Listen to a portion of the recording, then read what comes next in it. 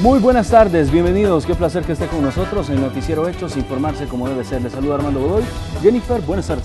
Buenas tardes, Armando, los amigos televidentes, gracias por preferir informarse con Noticiero Hechos. A continuación, nuestros titulares. Expresidente Saca y demás implicados en actos de corrupción fueron trasladados hoy desde las Bartolinas de la División Antinarcóticos hasta el penal La Esperanza, conocido como Mariona.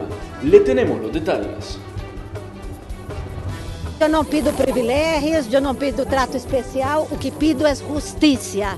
Se suspendió la audiencia contra el expresidente Funes, su hijo y la ex primera dama investigados por enriquecimiento ilícito. Le contamos cuáles fueron los motivos.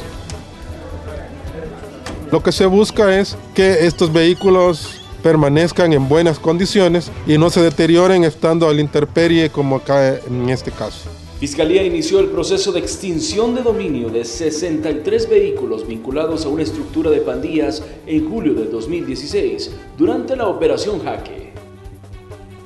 No nos pueden obligar a los salvadoreños a no tener preferencias, ¿verdad?, o a no manifestar apoyo ante las candidaturas. Y estamos hablando de candidatos, de personas, ¿verdad? El magistrado del Tribunal Supremo Electoral Ulises Rivas negó su afiliación al partido FMLN luego que la Sala de lo Constitucional admitiera una demanda que cuestiona su elección.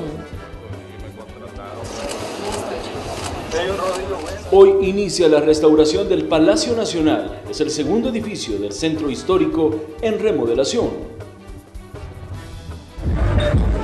En México, el cártel de los Zetas se adjudicó atentado en un bar que dejó 5 personas muertas. ¡Ya! ¡Al baño! ¡Ya!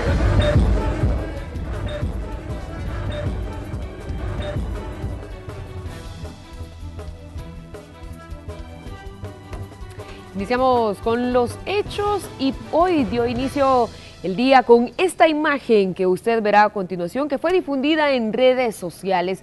En horas de esta madrugada, el expresidente de la República, Elías Antonio Saca, y 6 vinculados más en actos de corrupción fueron trasladados de las Bartolinas de la División Antinarcóticos hasta el Centro Penal La Esperanza en Mariona. Esto luego que el Juzgado Cuarto de Instrucción solicitará por segunda ocasión la Dirección de Centros Penales el traslado de los reos a una prisión. Bueno, este día se ha generado mucha información en el ámbito judicial, por ello nuestros equipos ya están listos para llevarnos los detalles completos de los hechos. Iniciamos con el periodista Raúl Hernández, que nos amplía los detalles del traslado del penal de Mariona del expresidente Saca y demás implicados en actos de corrupción. Raúl, buenas tardes. Así es, muy buenas tardes. Este día conversamos con el director de la Policía Nacional Civil, quien confirmó el traslado que se desarrolló en horas de esta mañana, casi madrugada, del expresidente Elías Antonio Saca junto a otros 6 implicados en delitos supuestamente actos de corrupción, y se les cuestiona el desvío de más de 240 millones de dólares provenientes de la administración pública. El director de la Policía Nacional Civil confirmó, como ya conocemos, el traslado que se realizó en las últimas horas de las Bartolinas de la DAN hacia el penal de Mariona. El tema obviamente cobra relevancia, incluso el expresidente Tony Saca es el mandatario, o por lo menos hasta este momento el único mandatario de la historia reciente de El Salvador que ha sido trasladado o que ocupa una celda en el penal de Mariona. Escuchemos qué fue lo que nos dijo el director de la Policía Nacional Civil referente a este procedimiento. Efectivamente, esta mañana a las 6:15 de la mañana ya estábamos entregando como Policía Nacional Civil en el Centro Penal de Mariona a los 7 procesados en el caso donde uno de los involucrados es el expresidente Saca. Entendemos que hay un sector que se ha habilitado no solo para ellos, sino para mucha otra gente, pero es un sector que recientemente se ha habilitado.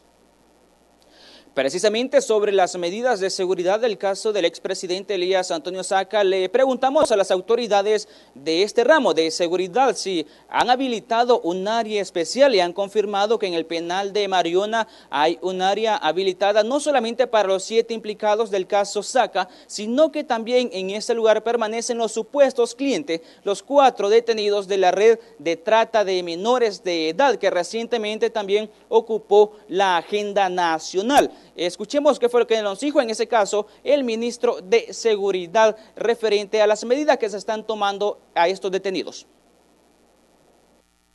Es responsabilidad nuestra, ya sea estén en las Bartolinas de la Policía Nacional Civil o en cualquiera de los centros penitenciarios del país, de forma pues de que se han creado las condiciones necesarias para la seguridad y el resguardo debido, que cumplan la medida ordenada por el juez, pero que también lo hagan en las condiciones de seguridad que todos los imputados requieren. De forma pues que todo eso sea considerado ya en cumplimiento pues a la orden emitida por el señor juez cuarto de instrucción, ya los imputados pues ya están.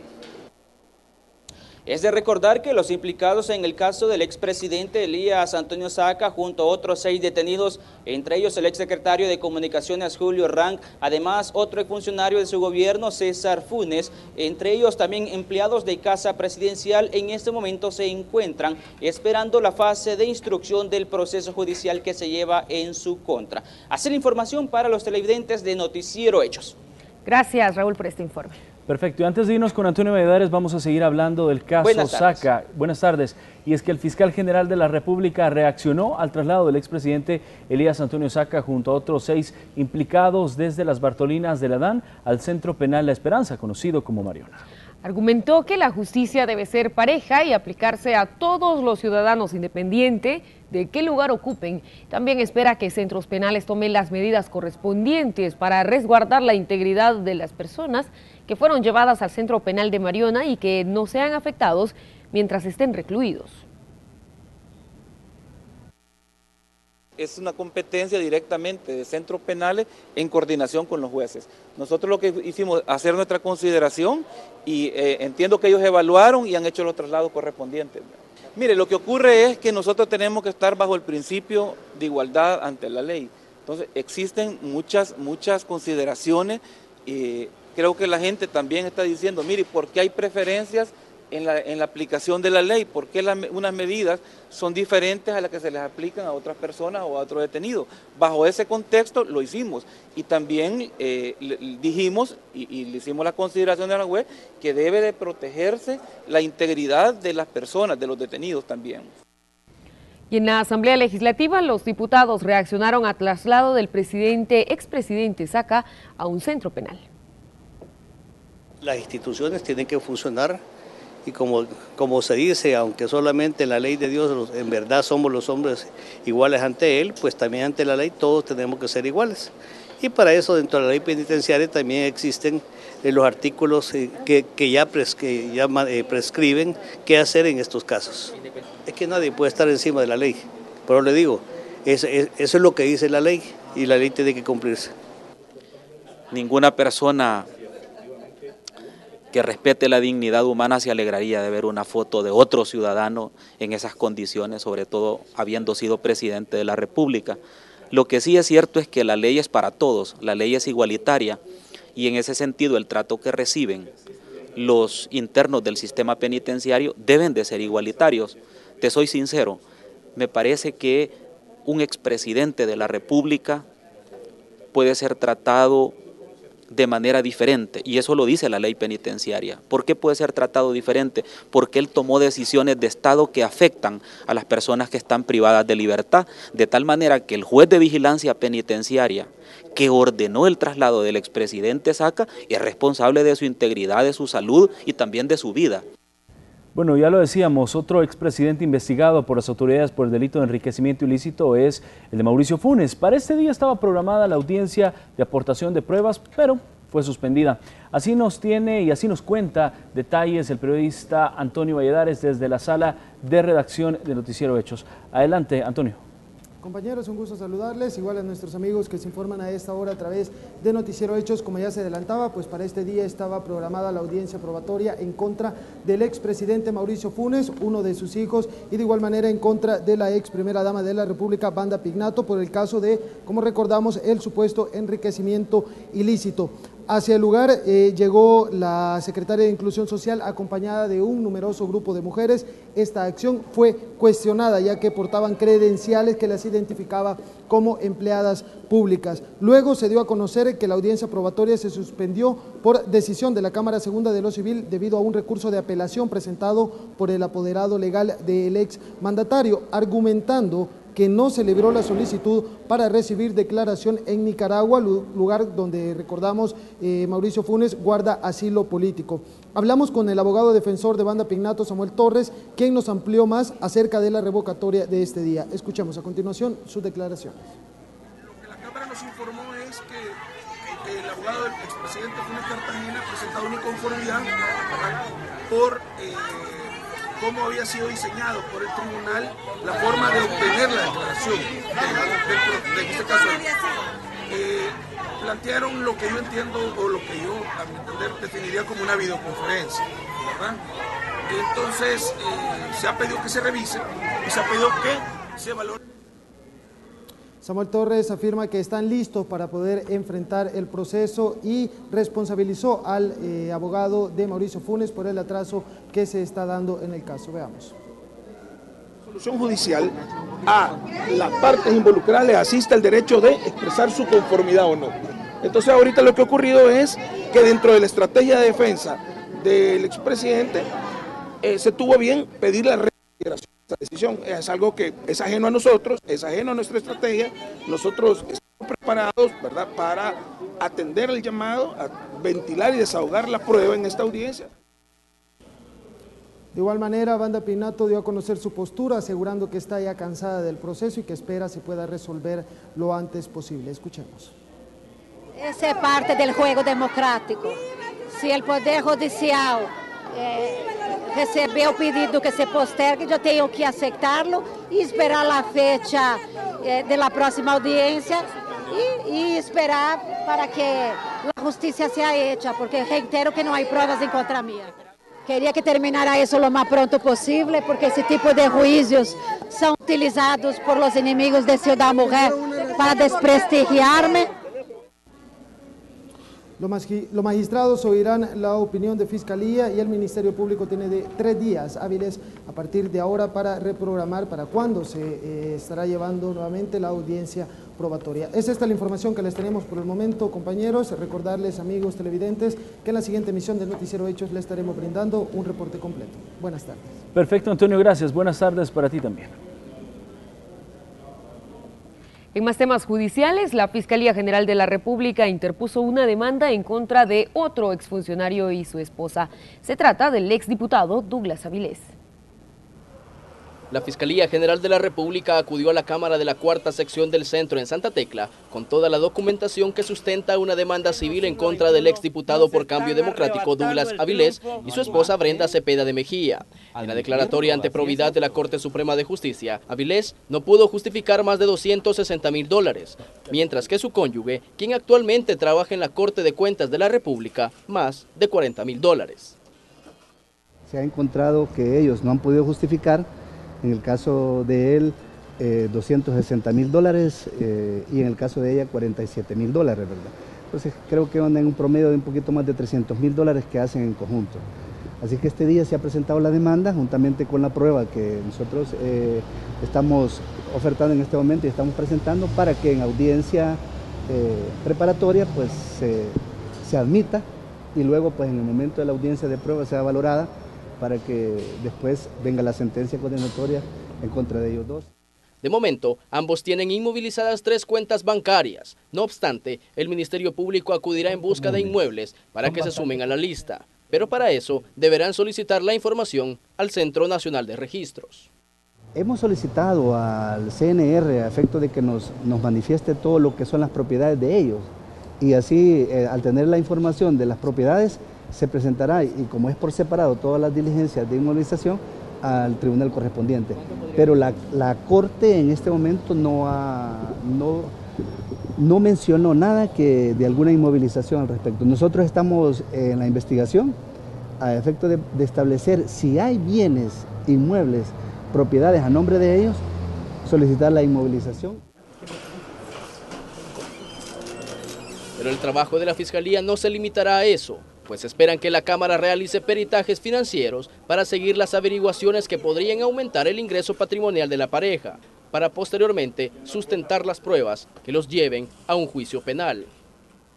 Información financiera contable, la cual nos lleva a solicitarle a la Cámara que se practique un peritaje y lograr en un momento determinado que esta cantidad podría aumentarse. En este momento todas las valoraciones están en su contexto, ¿verdad? Necesitamos, en este caso, pues, ver qué es lo que los señores magistrados en este momento analizan y a ver en su momento cuál va a ser el resultado para las valoraciones y llevarlo al ámbito penal. Avilés y su esposa forman parte de una lista de al menos 6 funcionarios y exfuncionarios que fueron acusados civilmente durante 2016. Sin embargo, más de 60 nombres están bajo la mira de las autoridades por supuesto enriquecimiento ilícito. Pero la sección de probidad del órgano judicial no cuenta con las herramientas suficientes para agilizar los casos. Con imágenes de Gonzalo Tejada informó Ingmar Batres. Y el combate a la corrupción sigue en agenda para los Estados Unidos. La ex embajadora de la nación norteamericana en El Salvador, Mari Carmen Aponte, habló sobre los avances que se tienen en el tema con los recientes casos, aunque dice que se necesita trabajar más en varios aspectos, sobre todo en la debilidad de las instituciones. Corrupción socava todo lo que los programas de Estados Unidos está tratando de hacer. Perseguir la corrupción por las instituciones, por la Fiscalía General, por la sección de probidad del Tribunal Supremo, y socava la ayuda que damos no solamente los Estados Unidos, que da la comunidad internacional, pero que también los contribuyentes salvadoreños que están contribuyendo y pagando los impuestos, también están socavados por la corrupción. Ustedes no pagan impuestos, al igual que nosotros no pagamos impuestos en los Estados Unidos para que alguien se pueda enriquecer. En más información, la Fiscalía realizó la extinción de dominio de los vehículos incautados durante la operación Jaque, realizada en julio de 2016.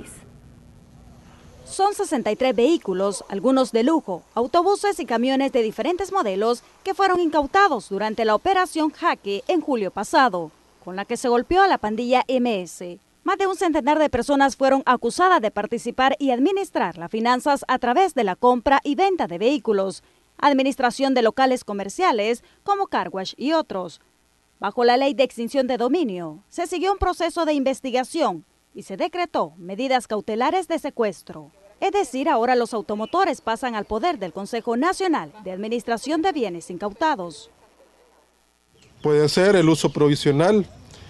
Puede ser también una venta anticipada antes del proceso o el resguardo en debida forma. Lo que se busca es que estos vehículos permanezcan en buenas condiciones y no se deterioren estando a la intemperie como acá en este caso.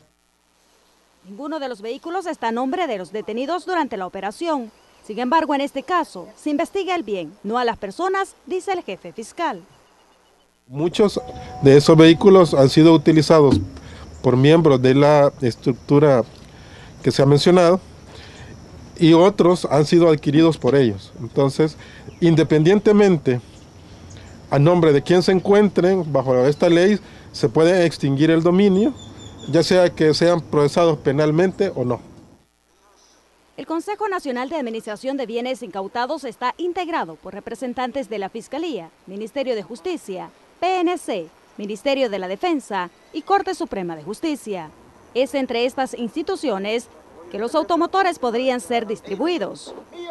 El ente encargado de mantenerlos en las mismas condiciones en que los ha recibido y en esas condiciones tendrían que ser devueltos a la persona que acredite que el vehículo no estaba ni de origen ilícito ni con destinación ilícita. La extinción de dominio se da por el momento en 63 vehículos. Sin embargo, durante la operación Jaque se logró incautar 106 autos. La Fiscalía dice que la investigación en este caso aún está en proceso y el resto de vehículos también podrían pasar bajo la administración del CONAV. Con imágenes de Denis Bolaños, informó Azucena Sandoval. En hechos de violencia, una mujer fue asesinada al interior de su vivienda frente a la mirada de su esposo y sus 3 hijos. En el percance, el hombre y uno de los menores resultaron lesionados. Ana Gloria Campos, de 29 años, se encontraba al interior de su vivienda junto con su esposo y sus 3 hijos menores, cuando varios sujetos ingresaron al lugar y les dispararon. Tras el ataque, Ana Gloria perdió la vida. Unos sujetos a bordo de un automóvil ingresan a esa vivienda que es como un mesón y allá adentro le dan muerte a la señora. El hecho ocurrió en la calle Urrutia de la colonia Las Brisas en Quesaltepeque.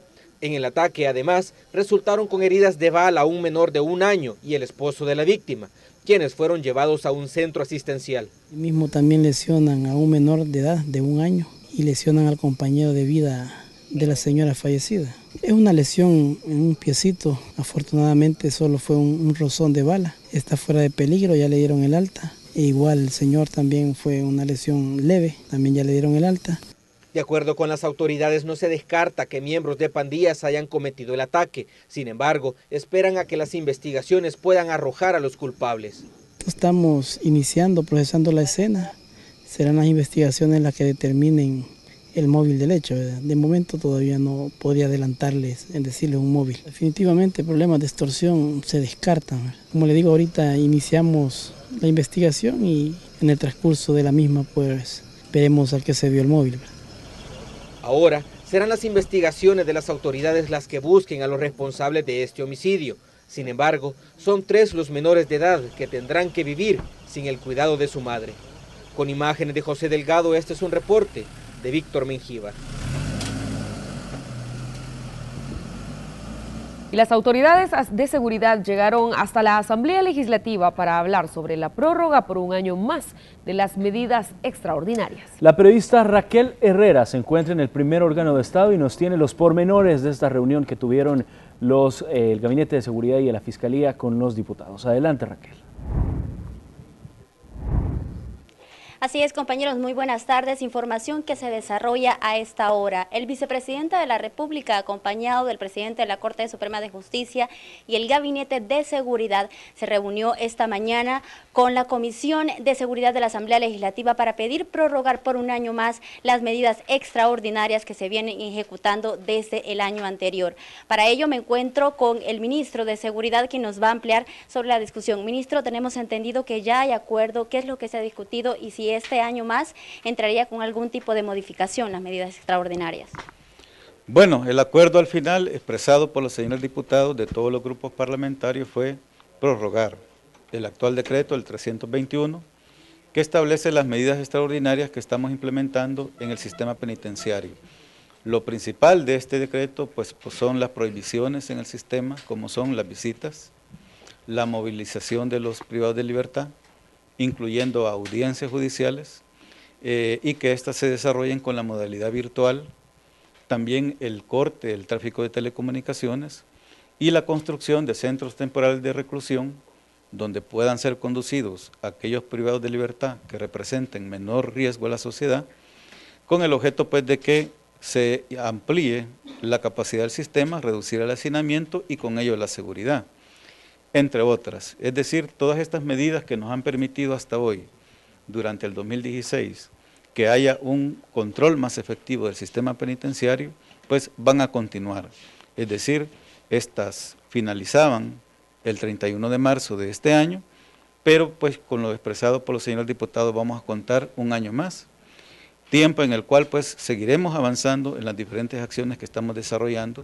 Muchas de ellas todavía están en desarrollo, hay proyectos constructivos que están en desarrollo, también adquisición de equipo especializado, tecnología, y este año más nos va a dar el espacio para poderlo finalizar y que al final pues el sistema penitenciario, cuando estas medidas terminen, sea muy diferente a aquel cuando estas se iniciaron. Es decir, no vamos a ver ninguna modificación en cuanto a las medidas del decreto 321. ¿Los diputados les han hecho algún tipo de observación en este año que se vienen ejecutando?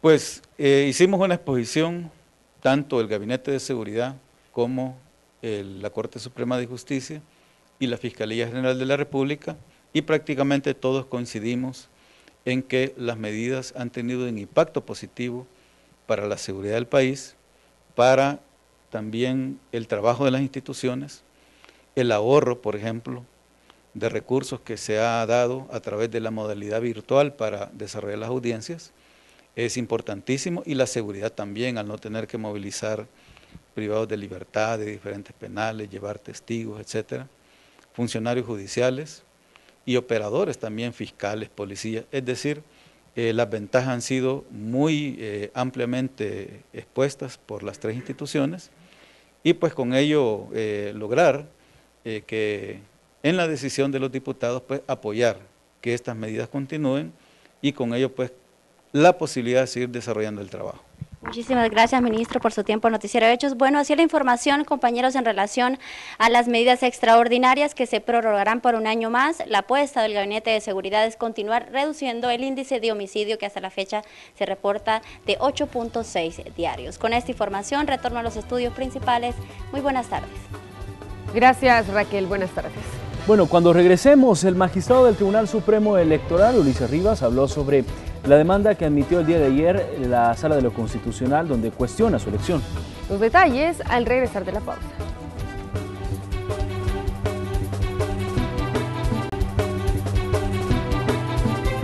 Gracias por continuar con nosotros. La Sala de lo Constitucional de la Corte Suprema de Justicia admitió la demanda de inconstitucionalidad en contra de la elección del magistrado suplente del Tribunal Supremo Electoral, Ulises Rivas. La razón, una presunta vinculación con el partido FMLN.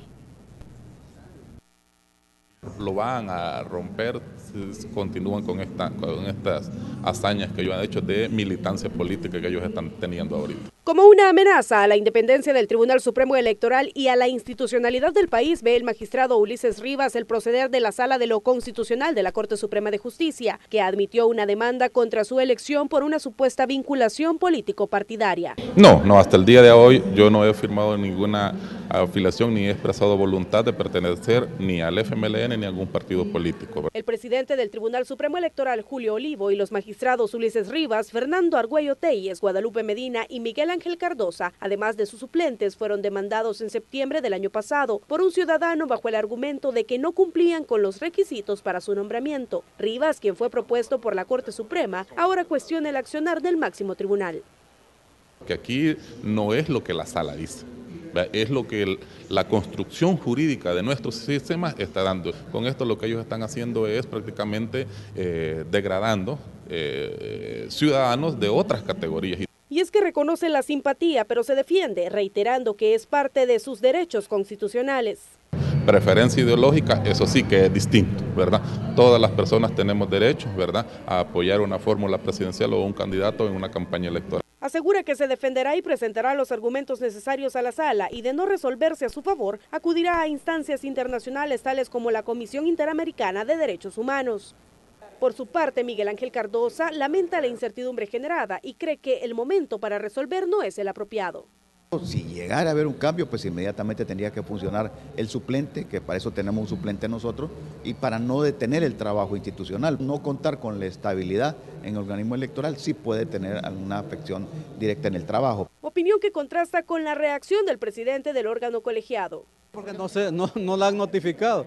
Vean la película de Cantinflas, Su Excelencia. Y el titular de la Corte Suprema de Justicia, que se justificó ante la toma de esta decisión. Cuando ellos los eligieron, yo estaba de asesor técnico allá en la Asamblea, entonces de alguna manera pude haber adelantado criterio en eso, entonces yo me excusé por eso. La espera no le impacienta y reiteró que continuará ejerciendo su función, pues hasta el momento no ha sido notificado de la decisión de la sala. Ulises Rivas inició su gestión el 1 de agosto de 2014 y finaliza el 31 de julio de 2019. Con imágenes de Alfredo López, informó Crisia Recinos. En otros temas, más de 2 semanas de retraso en este año lleva la aprobación del presupuesto general de la Nación, mientras el gobierno urge de fondos. Arena, al parecer, continúa alejándose cada vez más de un posible acuerdo. Las luces que se vislumbra sobre un posible acuerdo para aprobar el presupuesto 2017 parecen no son del agrado del Partido Arena, quienes dicen no le dejarán fácil el camino al gobierno para el aval de los fondos. Ante los cuestionamientos de la oposición política, el gobierno sale al paso. Hay 4 leyes que se están violando al aprobar el presupuesto de esta manera. La ley de vacunas, que no tiene financiamiento, la ley del FODES, que tampoco tiene el financiamiento adecuado, la amortización de la deuda a las pensiones, el escalafón de salud y la ley de veteranos, que no tiene financiamiento. En ese sentido, de aprobarse con esos vacíos, nosotros como COENA hemos decidido que vamos a interponer un recurso de inconstitucionalidad. Se dicen que están al servicio de la población, entonces hay que ponerse claros y ponernos de acuerdo en beneficio de la gente. Si nosotros no estamos cerrados a discutir determinados aspectos, no solo del presupuesto. El partido Gana, quien ha dicho está listo para dar sus votos, también se suma a los cuestionamientos contra Arena. Pero mal haríamos también en estar esperando en que Arena resuelva sus problemas y el país no puede esperar. Yo creo que si Arena tiene propuestas concretas, que las haga para conocerlas. Mientras tanto, el debate entre las fracciones políticas continúa. Los partidos considerados pequeños, quienes tienen la llave para alcanzar los 43 votos para la aprobación del presupuesto, por ahora están a la expectativa de las modificaciones que podría hacer el Ejecutivo, al incluir algunas partidas como la del escalafón. Insisto, vamos a revisar la letra chiquita. Necesitamos tener claridad que esas partidas que nosotros hemos previsto en la forma que lo hemos planteado estén incluidas en la ley general. Aunque con 43 votos se puede aprobar el presupuesto general de la nación, se necesitan 56 para aprobar préstamos. Y en ese sentido, Arena dice el gobierno tiene las puertas cerradas, sobre todo porque aseguran el presupuesto está desfinanciado en al menos 700 millones de dólares. Con imágenes de Manuel Velázquez, un informe de Raquel Herrera. Y el secretario técnico de la presidencia, Roberto Lorenzana, llamó nuevamente al partido Arena a regresar a la mesa de negociaciones con el gobierno. Dice es urgente aprobar el presupuesto general de la nación. Y además habla sobre una nueva propuesta de diálogo en la mesa fiscal que el Ejecutivo le está proponiendo al partido tricolor, integrada por diversos sectores. Entre ellos podemos destacar representantes de organismos internacionales como la CEPAL. Creo que deberían de dejar esos discursos, ¿no? O sea, el país necesita acuerdos, el país necesita avanzar en acuerdos y seguir siendo obstáculo para todo, creo que el país los va a castigar. El presidente nos ha planteado que para que pueda avanzarse, por supuesto, lo primero es que Arena esté dispuesto a sentarse a la mesa. Hoy por hoy han dicho que se retiran, que se dan una tregua. Bueno, es una cosa de ellos, no, nosotros la respetamos, pero nosotros estamos exhortándolos, ¿verdad? Hay que hacer un giro en esa mesa. Pensamos nosotros que debe de haber facilitadores de ese acuerdo, que se amplíe.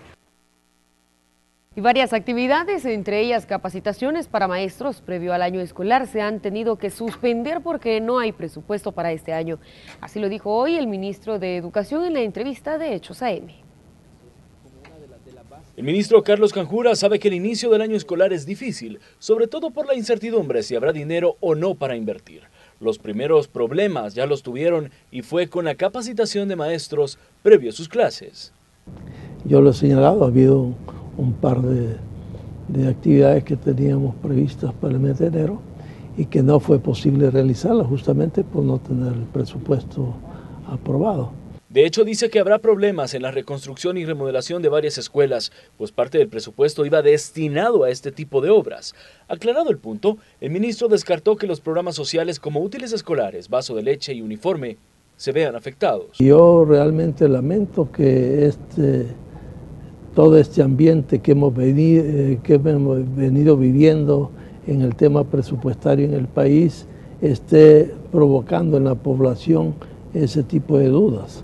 El ministro dijo estar preocupado por cómo cerraron las cifras el año pasado, pues registraron unos 36,000 jóvenes que dejaron de estudiar, 14,000 de estos principalmente por el acoso de las pandillas. Esa es una cifra alarmante, una cifra que debe preocuparnos a todos los salvadoreños y debemos hacer el mejor de nuestros esfuerzos por asegurar que la escuela sea un lugar en donde el estudiante permanece, ¿verdad? De ahí que reforzaron el plan de seguridad en las escuelas, que es impulsado entre el MINED y la policía, que dará cobertura a 1.250 centros escolares, 300 de ellos con seguridad perimetral, 700 con modalidad ruta segura y 250 en municipios priorizados de acuerdo al plan El Salvador Seguro. Ahí es donde ocurre el grueso de atentados, digamos, contra los jóvenes estudiantes o contra los maestros, ocurre en el tránsito de la escuela a su lugar de vivienda. Se espera que este miércoles el presidente de la República inaugure el año escolar 2017 con una nueva materia, moralidad, urbanidad y cívica, una apuesta del gobierno para mejorar la sociedad. A continuación le invitamos a conocer algunos de los factores que imposibilitan a muchos jóvenes abandonar sus sueños de superación académica. Veamos.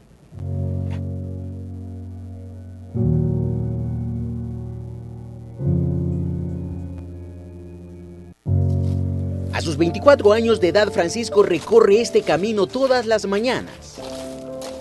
Una polvorienta calle que termina en estos cañales que se han convertido en su fuente de trabajo. A simple vista, el joven se observa tranquilo. Pero no, algo lo tiene frustrado. No pude seguir estudiando, ¿verdad? Por el dinero, pagaba pasajes, me tocaba que comprar la comida. Y entonces mis papás no alcanzaban y entonces me tuve que salir. De la escuela. Francisco sabe que el año escolar inició y su pupitre será utilizado por otra persona. Problemas económicos no le permitirán seguir el bachillerato igual que Julio. Otro joven que desde el año pasado dejó las aulas por el mismo problema. Pero ya después, como ya no había trabajo, ya no se podía seguir estudiando. ¿Siente tristeza usted al saber que comienzan los alumnos y usted no va a poder ir? Ajá, sí. Si mi hijo está triste, imagínese yo, nos dijo la mamá de Francisco, que prefirió hablar retirada de su hijo porque le parte el corazón no cumplir sus deseos de superación. Pero la vida en el campo es dura, los ingresos son pocos y no se puede, agregó. Porque sí, es triste, yo con mis hijos los tres estudiando al mismo tiempo y él ganando poquito, yo siempre trabajando en la ciudad, pero también ganando poquito, ¿verdad? Daba tristeza cuando el pisto no alcanzaba para mandarlos. A veces con poquito pisto para comprar una su gaseosa en la escuela, algo así, ¿verdad? Francisco y Julio viven la misma realidad.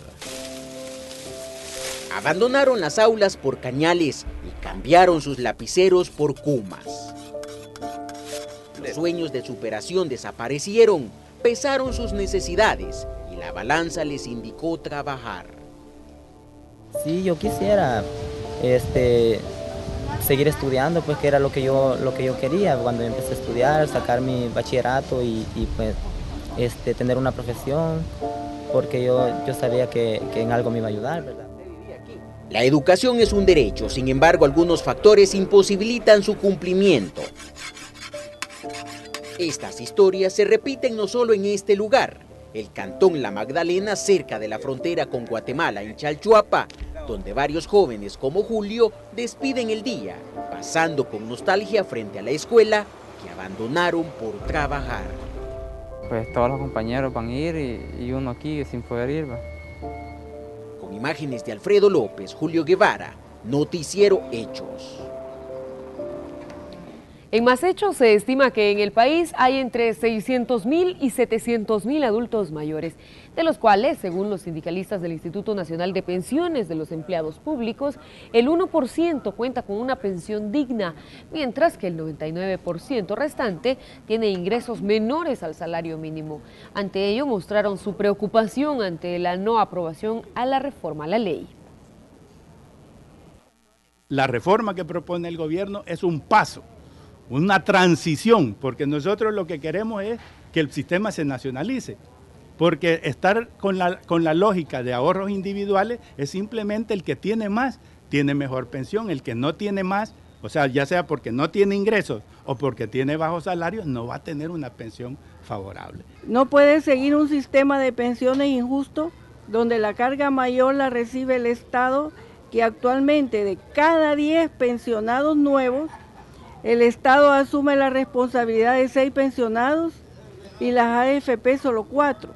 Pero en cuanto al ingreso de cada 10 cotizantes al sistema, el Estado recibe una cotización y las AFP reciben 9. A esta hora de la tarde vamos a trasladar nuestra señal con la periodista Azucena Sandoval. Nos tiene detalles sobre una consulta nacional relacionada en cómo hacer negocios más ágiles en el país. Azucena, te escuchamos. Hola, muy buenas tardes. Efectivamente, durante el transcurso de la mañana, quienes conforman el organismo de mejora regulatoria, es decir, la institución creada en el marco de Fomilenio 2, hizo el lanzamiento de la encuesta, el trámite más fácil para hacer negocios, que servirá para identificar los principales obstáculos que enfrentan las personas para fundar empresas, operarlas y de igual manera las actividades comerciales o industriales. Todo esto con el propósito de mejorar el clima de inversión en el país. Vamos a escuchar más detalles. De recoger de los ciudadanos, empresarios y emprendedores información para identificar cuáles son aquellos trámites que están causando perjuicios a la economía del país.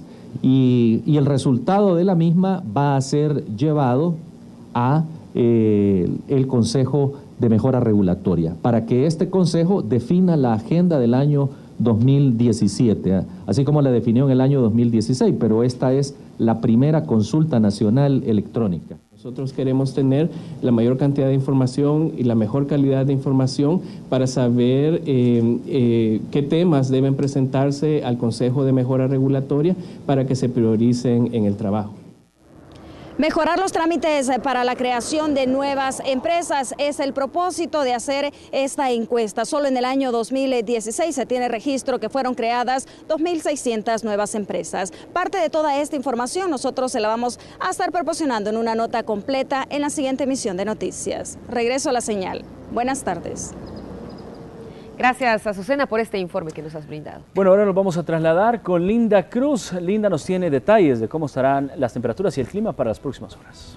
Buenas tardes, compañeros, así es, miren, de hecho iniciamos con este mapa que ustedes tienen en pantalla, donde vemos que el territorio nacional está despejado. Lo único que vemos es que podría ser impactado con nubosidad, especialmente en horas de la tarde y en horas de la noche, de igual manera con un ambiente fresco horas de la noche y horas de la madrugada, y esto es debido a la humedad que está ingresando desde el Caribe, tal y como lo vemos ahorita en el mapa que les aparece en su pantalla. Y también será un día bastante normal, por así decirlo, mucho calor en horas de la tarde que ya se ha empezado a percibir, y por supuesto hay que tomar en cuenta que los vientos llegarán hasta los 22 kilómetros por hora. Eso sí, hay que tener mucho cuidado en los lugares de las zonas costeras porque se espera un mar picado, sobre todo para las embarcaciones o quienes realizan diferentes actividades como por ejemplo la pesca, así que mucha precaución para ellos. Vamos a conocer las temperaturas que se van a reportar en las distintas zonas, iniciando por supuesto por la zona central, en donde se reportarán temperaturas máximas de 30 grados centígrados, mínimas de 18 grados centígrados.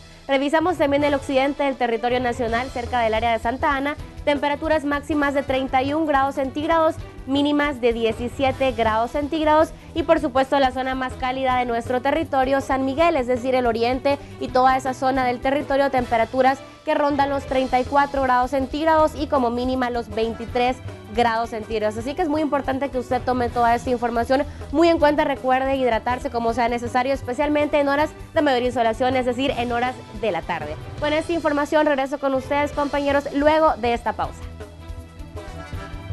Vamos con más. Hoy la alcaldía capitalina inició la restauración del segundo edificio del centro histórico. Para ampliarnos la información vamos a enlazarnos con la periodista Marcela Rivera. Marcela, buenas tardes. Así es, Armando y Jennifer, me he trasladado hacia el centro de la capital porque justamente en este lugar se está llevando el proyecto de revitalización del centro histórico que ha iniciado en el segundo edificio, es decir, en el Palacio Nacional, porque este día inició el proyecto de restauración y también de pintura. La inversión en pintura solamente es de $33.000, así que escuchemos más detalles acerca de este proceso.